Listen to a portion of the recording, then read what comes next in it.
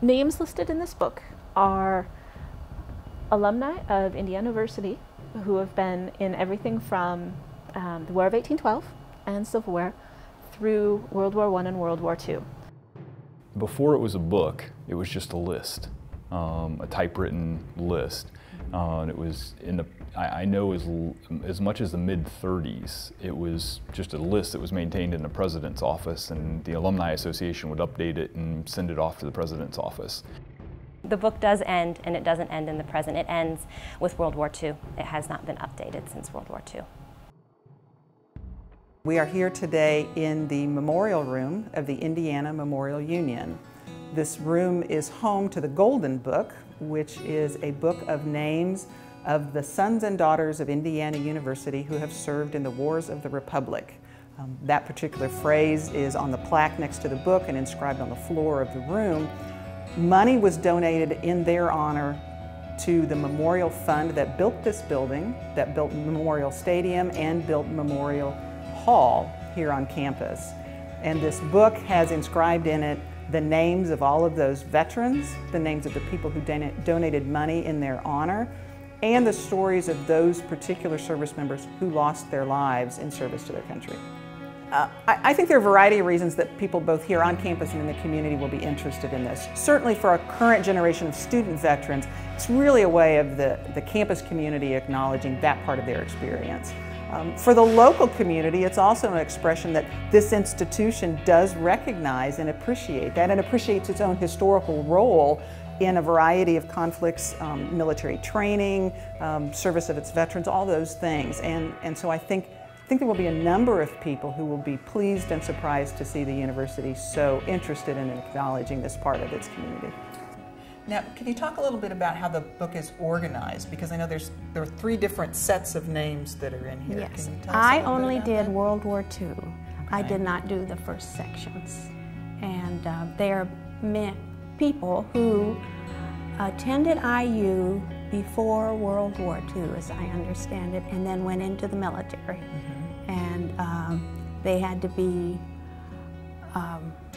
proven that they were in the military and that they were students at IU before World War II began. And so someone had already put those names in the book when you started this project? The previous wars had. Okay. Yes. And so there were 10,000 more names added Yes. from World War II on. Yes. Wow.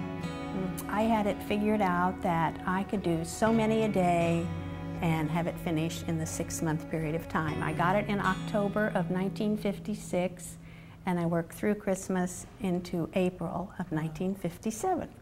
How did you get this information, such as where they served, or was that all just typewritten on a list to you? I was given this book and many, many shoe boxes filled with index cards with all of these names written on it, at least 15 or so shoe boxes. And this was a section in there of the people who were killed in action or missing. And so that was the only record we had, were these shoe boxes with the index cards typed with the old typewriters. And but that's what was given to me. There should be a name, Russell Church. Was he a World War II, he'd be a Gold Star.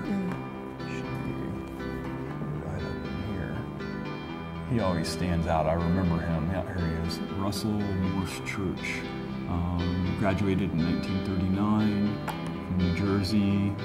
Shot down in action over a Japanese airbase in the Philippines, December 16th, 1941. So that was very early on, wasn't it? He, as far as I can tell, as far as I found in the archives, and they kind of made note of it at the time, he was the first IU alum killed in World War II.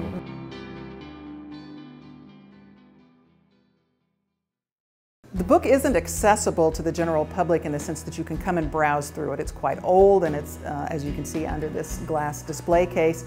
When we know that people are coming to campus and have a particular interest, the IMU staff can find a particular name and open the book to that page. But part of our reason for this project is to make the book more accessible so that people who want to come and browse through this history of Indiana University, they'll have the ability to do that on their own time and at their own leisure. it's really kind of amazing that a book in a case could get as dirty as it did. And because it had been set up at an angle for so long, the spine and the binding don't want to lay flat. So we had a lot of challenge working around the curvature of the paper and the way that it is stretched. So for the digital images, for them to look straight and readable in a digital format without the context of the book. So we've really had to work around that. I feel like we could have gotten better photographic results if the book had not been old, as we said, and in somewhat poor condition as far as the binding goes. The binding having fallen apart and deteriorated some over time makes it more of a challenge to get nice crisp images that are straight and that look nice, because the pages won't lay flat, they turn sideways, they make large bubbles, which are a challenge for the camera to focus on.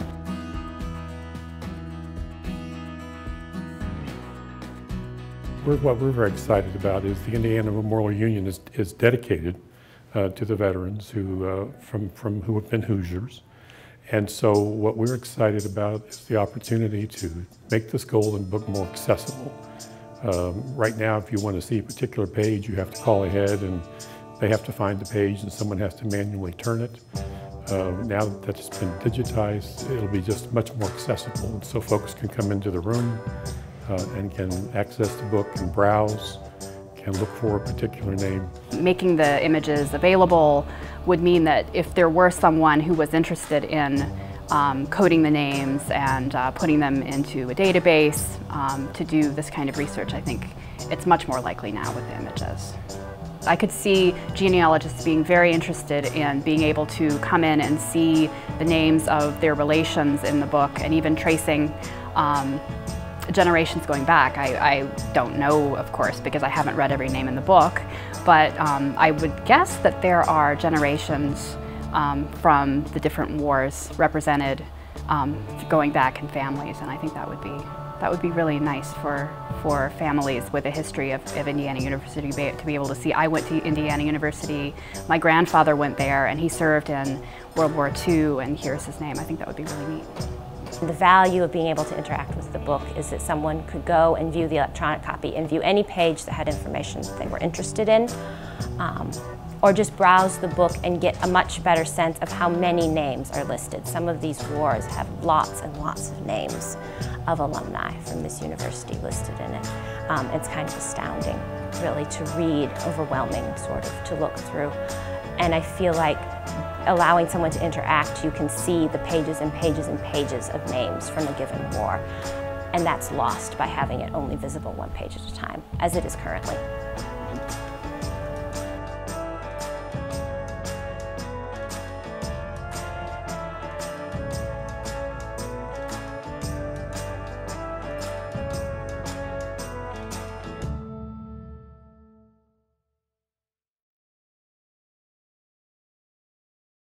The book really contains names that run up through about World War II. And again, it was designed for those who were honored by donations to the Memorial Fund. And our interest in the future is to be able to have a way to record those veterans since that time who've been affiliated with the university, so the university can acknowledge their service to the country. And so we hope to really open a new chapter or a new volume to this book once this initial digitization project is finished, that will allow individuals who've been affiliated with the university and who have served to submit their information and be recorded in a new honor roll or a volume 2 of the Golden Book. And we're very excited about that, and we think that will help really connect our current young veterans who are here as students now and who've been serving in particularly Iraq and Afghanistan, as well as alums who may have served in Vietnam or Korea or other periods of time. Connect them back to the university and have the university really acknowledge that aspect of their own personal history.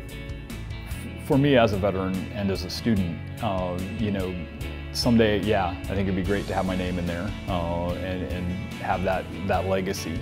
But I also think that there's a piece of IU's legacy that's missing since we stopped updating the book. I mean, you have an entire generation of Korean War and Vietnam War veterans that aren't included in there.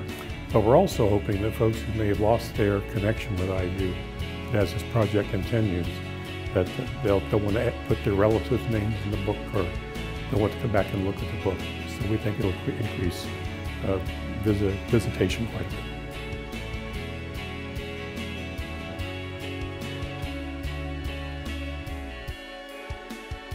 It was an exciting thing to do, and I had no idea that it would be as important in IU's history while I was doing it.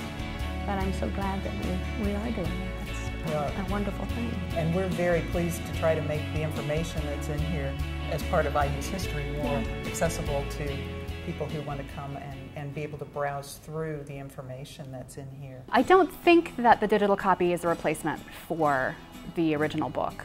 In most instances, I would say that digital copies don't replace original anythings.